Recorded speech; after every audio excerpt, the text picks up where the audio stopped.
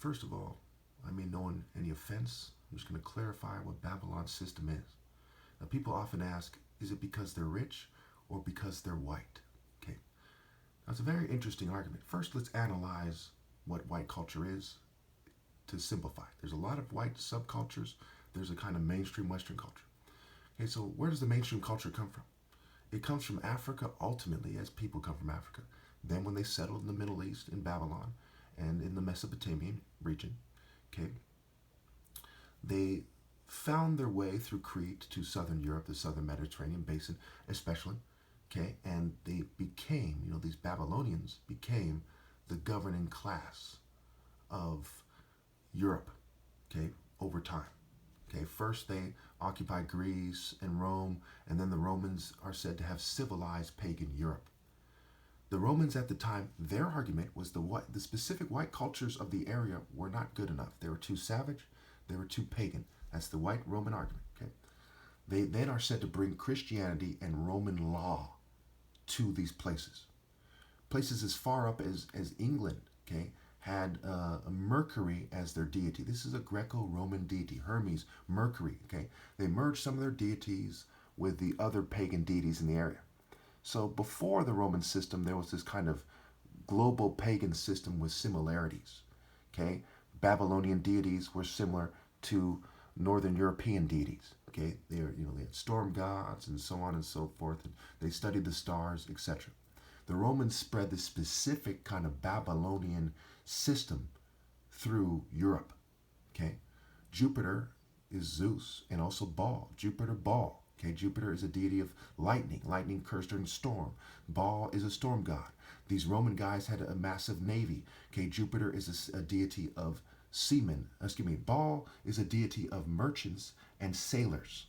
Okay, and of course you have the Norse and the Vikings and so on and so forth. So you can see how this is. This system, this form of Christianity they have is really pagan first. Okay, just like with the Klan and the Catholic Church. There's Catholic organizations that wear a similar outfit as the Ku Klux Klan, because the Klan, even as far away as America, have a Roman system. The Romans had a Senate. The government has a Senate. It goes on and on and on. The things we got from Rome. Okay, even the word Rome, to roam around, and the word Rome is more scrambled, and they wanted to take over the world. Okay, they wanted people to be more like them. They wanted more land. They wanted people to worship their deities more.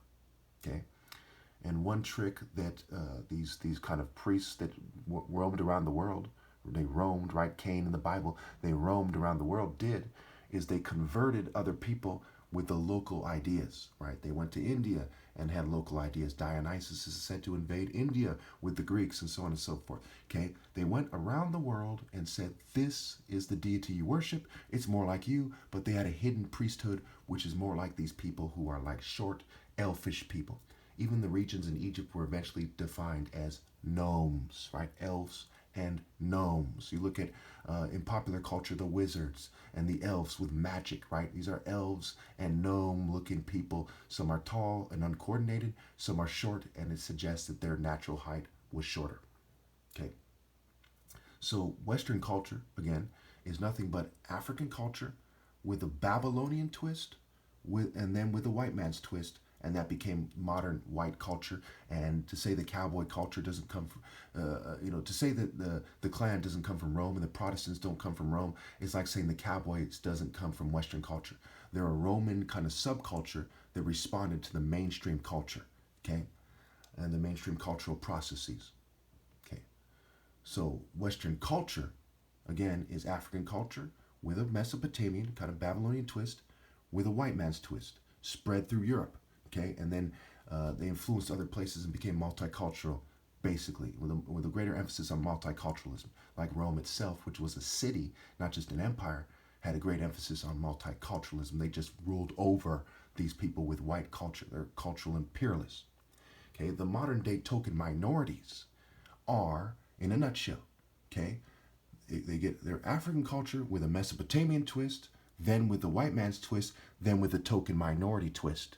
Okay, like the black masons, like black school teachers, like athletes. Okay, they speak English. Okay, where I speak English and I don't really speak any other languages. However, Okay, my culture is transcendent and it's from God. So when asked the question, is it because they're white? It's because they're cultural imperialists, just like their token minority allies. They force white culture down your throat, and white culture is not moral precision. It is illusion called psychology. Okay, it is peer pressure. It is coercion. It is the law of the land, and land backwards is even DNAL. And L, using phonetics, Phoenician, Canaanite system, okay, is EL meaning Lord. It also means L. So they're L and they use L illusion, and their culture is mentally ill. So they're propounding mental illness and they refuse to accept my morally precise leadership, as they come from a long line of people who dealt in illusion and lies, and they don't have the natural and moral inheritance to be valid universal leaders of mankind. Only I do. So they're in rebellion against the natural order. Okay, they're cultural imperialists, and they have this kind of Babylon system that their own Bible testifies against. And we see the people who in popular culture do not testify against Babylon's system. They're like, even in a sense, more childish than these other people, the Christians are, by dressing up like witches and wearing the white face paint and punk rock and roll and heavy metal and skaters and anarchists and communists and so on and so forth. Thank you.